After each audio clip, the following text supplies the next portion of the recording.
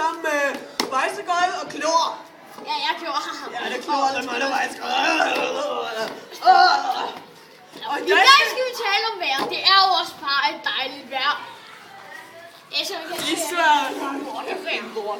Ja, og det er lige meget. Ja, det er jo lige meget. Nu skal vi tale om vejret og klimaet. Gangen style. Nej. Sexy lady. Klimaet har det jo så... Okay. Klimaet har det jo ikke så godt. Nej, fordi Så vi bliver nødt til at skære ned. På udgifterne. Nej, hold lige kæft. For skraldet.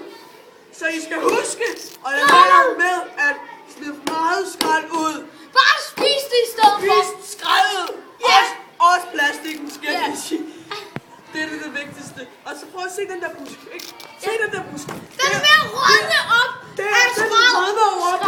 Den rådner op, så derfor bliver vi nødt til at spise den. Kom så. Prøv at se der på. Og imens går vi hen til vejret. Hej, jeg er vejret, og i dag kan vi se, at det er en rigtig dejlig solskinsvejr, ikke? Og senere på dagen kommer der dog en ordentlig tsunami ind over Danmark og jordskælv. Så insisterer Danmark ikke mere. Og tilbage til...